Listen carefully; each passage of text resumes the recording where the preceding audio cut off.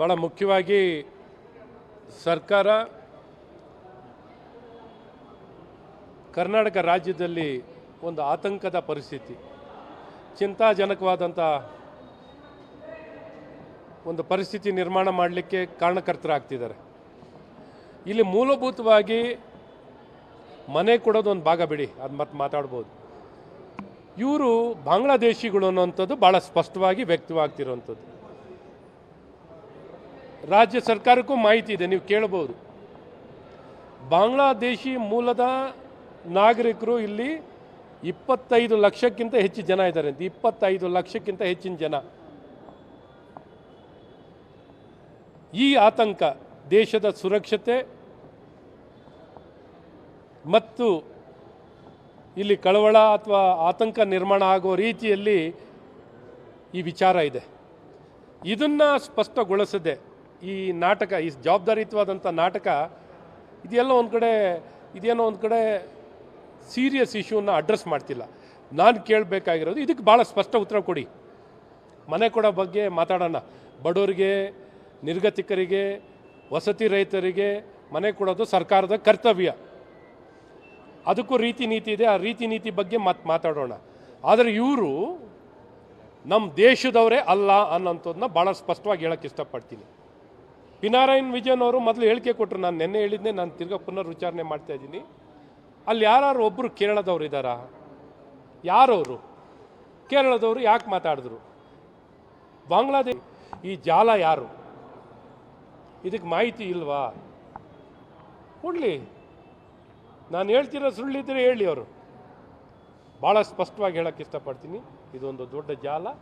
ಇದನ್ನು ನೇರವಾಗಿ ಆ ಜಾಲದ ಮೂಲಕ್ಕೆ ಹೋಗಿ ಇವರಿರುವಂಥ ಹಿನ್ನೆಲೆಯನ್ನು ತಗೊಂಡು ನೀವು ತಕ್ಷಣ ತಪಾಸಣೆ ಮಾಡಿ, ಎಲ್ಲರೂ ಬಾಂಗ್ಲಾದೇಶಿಯವರೇ ಅಂತಲೇ ಭಾಳ ಸ್ಪಷ್ಟ.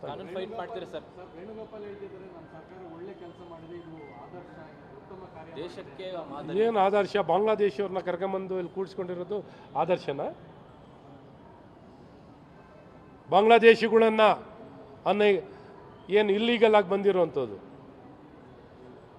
ಕಾನೂನು ಬಹಿರವಾಗಿ ಬಂದಿರುವಂಥ ವ್ಯಕ್ತಿಗಳನ್ನು ಇಲ್ಲಿ ನೆಲೆ ಕೊಟ್ಟು ಅವರಿಗೆಲ್ಲ ಅವಕಾಶ ಕೊಟ್ಟು ಮನೆ, ವಸತಿ, ಕಾನೂನು ಉಲ್ಲಂಘನೆ ಮಾಡಿ ಕೊಡ್ತಾ ಇರೋದು ಇದು ಇವರು ವೇಣುಗೋಪಾಲ್ ಅವ್ರಿಗೆ ಇಲ್ಲಿ ಆಡಳಿತ ಮಾಡ್ತಿದ್ದಾರಾ? ಇಲ್ಲಿ ಕಾಂಗ್ರೆಸ್ ಸರ್ಕಾರ, ಇಲ್ಲಿ ರಾಜ್ಯ ಸರ್ಕಾರ ಆಡಳಿತ ಮಾಡ್ತಿದೆಯಾ? ಇಲ್ಲಿ ಯಾರು ರೆವಿನ್ಯೂ ಡಿಪಾರ್ಟ್ಮೆಂಟ್ ಅವ್ರಿಗೆ ಕೊಡಲಿ. ಯಾವ್ದಾದ್ರು 94CCಯಲ್ಲಿ 2015 ಮುಂಚೆ ಆ ಸುತ್ತಮುತ್ತ, ಆ ಮನೆಗಳು ಬಿಡಿ, ಆ ಸುತ್ತಮುತ್ತ ಇರುವಂಥ ಯಾವುದೋ ಒಂದು ಮನೆಯೂ ಎಲಿಜಿಬಲ್ ಅಲ್ಲ. ಸೊ ಈ ವಿಚಾರ ನಾನು ಈ ಟೆಕ್ನಿಕಲ್ ಆಗಿ ಎಲ್ಲ ಬಿಡಿ, ಅವರು ಟೆಕ್ನಿಕಲ್ ಆಗಿ ಯಾರು ಅಲ್ಲಿ ಅರ್ಹತೆ ಪ್ರಶ್ನೆನೇ ಬರೋಲ್ಲ. ಮನೆ ರೇಟ್ ಎಷ್ಟು ಅಂತಲೂ ಗೊತ್ತಿಲ್ಲ ನಿಮ್ಗೆ ಹೇಳಬೇಕು ಅಂದರೆ. ರಾಜೀವ್ ಗಾಂಧಿ ಹೌಸಿಂಗ್ ಬಗ್ಗೆ ಮಾತಾಡ್ತಿದ್ದಾರೆ. ಮುಖ್ಯಮಂತ್ರಿ ಗೃಹ ಯೋಜನೆ ಅದು ಮಾತಾಡಿರೋದು. ಬೆಂಗಳೂರು ನಗರದಲ್ಲಿರೋದು ಮುಖ್ಯಮಂತ್ರಿ ಗೃಹ ಯೋಜನೆ. ಈ ಸರ್ಕಾರ ಅಧಿಕಾರಕ್ಕೆ ಬಂದಿದ ತಕ್ಷಣ 11,20,000 ಮಾಡಿದ್ರು. ಈಗ 13,20,000 ಅಂತಲೂ ಹೇಳೋಕ್ಕೆ ಗೊತ್ತಿಲ್ಲ ಅವರಿಗೆ. 11,20,000 ಅಂತ ಹೇಳ್ತಿದ್ರು.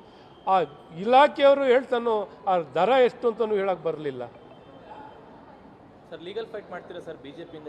ಲೀಗಲ್ ಫೈಟ್ ಯಾಕೆ? ಇಲ್ಲಿ ಪೊಲಿಟಿಕಲ್ ಫೈಟು ಜವಾಬ್ದಾರಿಯುತವಾಗಿ ಒಂದು ಪ್ರತಿಪಕ್ಷವಾಗಿ ಸರ್ಕಾರ ಸತ್ತೋಗಿದೆ ಅಂದರೆ ಇನ್ನೊಂದು ಅಂಗಕ್ಕೆ ಹೋಗಬೇಕು. ಈ ಸತ್ತೋಗಿದೆ ಸರ್ಕಾರ ಅಂತ ಹೇಳಿ, ಸತ್ತೋಗಿರೋ ಸರ್ಕಾರ ಇಲ್ಲಿ ನಾವು ಕಾರ್ಯವೈಖರಿನೇ ಇಲ್ಲ, ಆಡಳಿತ ಇಲ್ಲಿಲ್ಲ, ಸತ್ತೋಗಿದೆ. ಸತ್ತ ಸರ್ಕಾರ ಅಂತ ಹೇಳಿದ್ರೆ ಆಗ ನ್ಯಾಯಾಲಯಕ್ಕೆ ಹೋಗುವಂಥದ್ದು ಮಾಡ್ಬೋದು. ಅಲ್ಲ ಹೇಳ್ತೀನಲ್ಲ, ಅಲ್ಲಿ ಹೇಳ್ತಿರೋರು ಅಷ್ಟು ಜನನು ಬಾಂಗ್ಲಾದೇಶಿಯರೇ. ನನ್ನ ಮಾತು ಸುಳ್ಳಾದರೆ ಹೇಳಿ. 25 ಲಕ್ಷ ನಾನು ಹೇಳ್ತೀನಿ, ವರದಿ ಇಲ್ವಾ ಇಲಾಖೆನಲ್ಲಿ ಕೇಳಿ. 25 ಲಕ್ಷ. ನಿಮ್ಗೆ ಆಶ್ಚರ್ಯ ಆಗ್ಬೋದು ಈ ಸಂಖ್ಯೆ ಕೇಳಿದ್ರೆ. ಭಯದ ವಾತಾವರಣ. ನಾನೇ ಹೇಳ್ತಾ ಇದ್ದೀನಿ, ನಾನು ಸುಮ್ಮನೆ ಏನೋ ಬೇಕಾಬಿಟ್ಟು ಹೇಳಿಕೆ ಕೊಡ್ತಾ ಇದ್ದೀನಿ ಅಂತ ಅನ್ಕೋಬೇಡಿ. ಜವಾಬ್ದಾರಿಯುತವಾಗಿ ಹೇಳಿಕೆ ಕೊಡ್ತಾ ಇದ್ದೀನಿ. ನಿಜಕ್ಕೂ ನಾನು ಯಾಕೆ ಈ ಮನೆ ಒಂದು 100 ಕೋಟಿ 50 ಕೋಟಿ ಯಾರಿಗೆ ದುಡ್ಡು ಹೋಗುತ್ತೆ ಅನ್ನೋದಲ್ಲ, ಬಡವನಿಗೆ ಯಾವನೋ ಹೋಗುತ್ತೆ. It is not important issue. ನಾವು ಏನು ತಪ್ಪಿಸ್ಕೋತಾ ಇದ್ದೀವಿ, ಏನು ತಪ್ಪು ಹೋಗ್ತಿದೆ, ಇವರು ಬಾಂಗ್ಲಾದೇಶಿಯರು ಅನ್ನೋದನ್ನ ನಾವು ತಪ್ಪು ಹೋಗಬಾರ್ದು. ನಾನು ಯಾಕೆ ಈ ಪಾಯಿಂಟಿಗೆ ಒತ್ತು ಹೇಳ್ತಾ ಇದ್ದೀನಿ. ಬಾಂಗ್ಲಾದೇಶಿಯರು ಅನೈತಿಕ ಏನು ಇಲ್ಲೀಗಲ್ ಆಗಿ ಇಲ್ಲೀಗಲ್ ಆಗಿ ಬಂದಿರೋದು.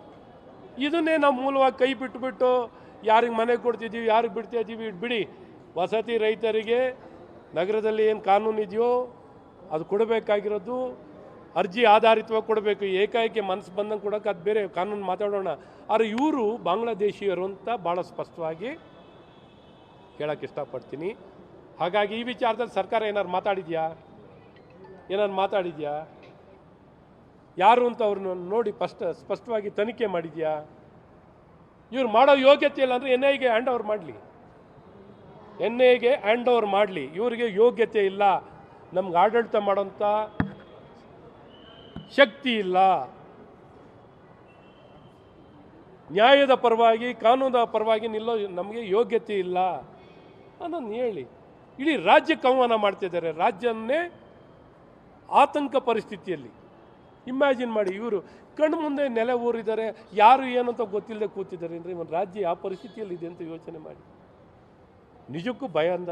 ಲೋಕಿ ಜಮೀರ್ ಅಹಮದ್ ಅವರು ಹೇಳಿದ್ದಾರೆ, ನಾಳೆ ಮೀಟಿಂಗ್ ಇದೆ, 2 ಗಂಟೆ ಒಳಗಡೆ ನೀವು ಮನೆ ಹಂಚಿಕೆ ಮಾಡ್ತೀವಿ ಅಂತ. ಅಂದರೆ ದಾಖಲೆಗಳು ಸಹ ಪರಿಶೀಲನೆ ಮಾಡಿದ್ರೆ ಏಕೆ ಮನೆ ಕೊಡ್ತೀನಿ ಮಾಡಲಿ. ಪಾಪ ಜಮೀರಿನಿಂದ ಇನ್ನೇನು ಬಯಸ್ಬೋದು ನೀವು? ಜಮೀರಿಂದ ಇನ್ನೇನು ಬಯಸ್ಬೋದು? ಮಾತಾಡ್ತೀವಿ, ಅದನ್ನು ಮಾಡಲಿ. ಈಗ ಮಾಡ್ತಿರಲಿ. ಫಸ್ಟ್ ನಾವು ಮೂಲಭೂತ ಪ್ರಶ್ನೆ ಕೇಳ್ತಾ ಇದ್ದೀವಿ. ಮೂಲಭೂತ ಪ್ರಶ್ನೆ ಗೃಹ ಇಲಾಖೆಯವ್ರು ಹೇಳಲಿ, ಇಂಟೆಲಿಜೆನ್ಸ್ ಅವ್ರು ಹೇಳಲಿ, ರೆವಿನ್ಯೂ ಅವ್ರು ಹೇಳಲಿ, ಇವರೆಲ್ಲ ಹುಡುಕಿ ತೆಗೀಲಿ. ವಸತಿ ಸಚಿವನ ಮತ್ತೆ ಬರೋಣ. ಅಪ್ಲಿಕೇಶನ್ ಸೈಡು, ಮನೆ ಕೊಡೋರು ಸೈಡು ಹೆಂಗೆ ಅಲರ್ಟ್ ಮಾಡ್ತಾರೆ, ಏನು ಮಾಡ್ತಾರೆ, ಪ್ರಕ್ರಿಯೆ ಏನು, ಯಾರಲ್ಲಿ ಅರ್ಜಿ ಹಾಕಿದ್ರು, ಈಗ ಯಾರ್ಯಾರಿಗೆಲ್ಲ ಅಲರ್ಟ್ ಆಗಿತ್ತು, ಈಗ ಅವ್ರು ಹೇಳ್ತಿರೋ ಮನೆ ಯಾರ್ಯಾರಿಗೆ ಅಲರ್ಟ್ ಆಗಿತ್ತು ಅಂತ ಹೇಳಬೇಕು. ಅದೆಲ್ಲ ಮಾತಾಡೋಣ ನೆಕ್ಸ್ಟು. ಪಾಪ ಜಮೀರ್ ಅವರಿಗೆ ಅವ್ರ ಇಲಾಖೆ ಮನೆ ರೇಟ್ ಎಷ್ಟು ಅಂತ ಗೊತ್ತಿದೆಯಾ? ಒಲ್ಲಿ ಹೇಳಿ. 11,20,000 ಅಂತ ಹೇಳಿರ್ತಾನೆ. 11,20,000 ಹೇಳಿದ್ರು. ಅವ್ರ ಆರ್ಡ್ರ್ ನಿಮಗೆ ಕೊಡ್ತೀನಿ ಇಲ್ಲೇ. 13,20,000 ಅದು. ಇದೇನಪ್ಪ, ಇಲ್ಲೇ ಬೇಕಾದ್ರೆ ಶೇರ್ ಮಾಡ್ಬೇಕಂದ್ರೆ ಇಲ್ಲೇ ಶೇರ್ ಮಾಡ್ತೀನಿ. ಆ ಸಾಲ ಪಾಪ ಅರ್ಜಿ ಹಾಕ್ದವ್ರಿಗೆ ಇದುವರೆಗೂ ಸಾಲ ಕೊಡಿಸಿಲ್ಲ.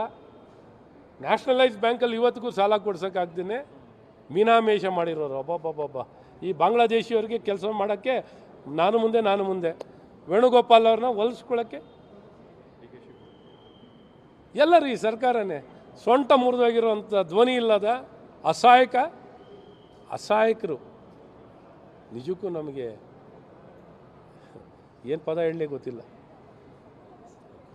ಏನು ಪದ ಹೇಳಬೇಕು ಗೊತ್ತಿಲ್ಲ. 2026 ಹೊಸ ವರ್ಷ ಸ್ವಲ್ಪ ಯಾಕೆಂದರೆ ರೆಸ್ಪಾನ್ಸಿಬಲ್ ಟಾಕಿಂಗ್ ಬೇಕು ಅಂತ, ಅಷ್ಟಕ್ಕೋಸ್ಕರ ಬೇಡ ಅಂತ. 2026 ಹೊಸ ವರ್ಷ ಸರ್, ಪಕ್ಷದಲ್ಲಿ ಏನಾದರೂ ಬದಲಾವಣೆ ಮತ್ತೊಂದು? ಈಗ ಬರೀ ಕಾಂಗ್ರೆಸ್ಸಿಂದ ನೋಡ್ರಪ್ಪ, ನಮ್ದೇನಿಲ್ಲ ಪ್ರತಿಪಕ್ಷ, ನಮ್ದೇನಿಲ್ಲ, ನಮ್ದೇನು ಚಿಂತೆ ಮಾಡಬೇಡಿ. ನಮ್ಮದು ಚಿಂತೆ ಮಾಡೋಂಥದ್ದು ಏನೂ ಇಲ್ಲ. ಈಗ ಅಧ್ಯಕ್ಷರಿದ್ದಾರೆ, ಪ್ರತಿಪಕ್ಷ ನಾಯಕರಿದ್ದಾರೆ, ಎಲ್ಲ ಇದ್ದಾರೆ. ಏನು ಚಿಂತೆ ಮಾಡೋಕ್ಕೆ ದಿನ ಚಿಂತೆ ಮಾಡಬೇಕಲ್ಲ. ಇಂಥ ಕೆಟ್ಟ ಸರ್ಕಾರ ಇದೆ, ದಿನ ನಮಗೆ 100 ಇಶ್ಯೂ ಕೊಡ್ತಾ ಇದ್ದಾರೆ. 100 ಇಶ್ಯೂ ಬೇಡ ಅಂದರೂ 100 ಇಶ್ಯೂ ತಂದು ಟೇಬಲ್ ಮೇಲೆ ಇಡ್ತಾ ಇದ್ದಾರೆ. ಈಗ ಏನು ಅಂದರೆ ನಾವು ಇಂಡೆಕ್ಸಿಂಗ್ ಮಾಡ್ಕೋಬೇಕು. ಇಂಡೆಕ್ಸಿಂಗ್ ಮಾಡಿ ಮಾತಾಡಬೇಕಾಗಿದೆ. ಸೊ ಈಗ ಇವತ್ತು ನಾನು ಈ ಸರ್ಕಾರನ ಈ ಬಾಂಗ್ಲಾದೇಶಿಯರು ಹೌದಾ ಅಲ್ಲಿದ್ದವರು ಬಾಂಗ್ಲಾದೇಶಿಯರು ಹೌದಾ ಅಷ್ಟೇ ಹೇಳಿ. ಅಷ್ಟೊಂದು ಮೂಲಭೂತವಾಗಿ ಹೇಳಿ ಸರ್ಟಿಫೈ ಮಾಡಲಿ. ಇಲ್ಲಪ್ಪ ಇವ್ರು ನಮ್ಮ ಭಾರತೀಯವ್ರೆ ಅಂತಲೇ ಹೇಳಿ ನಾವು ತೋರಿಸ್ತೀವಿ ಇವ್ರು ಯಾರು ಅಂತ.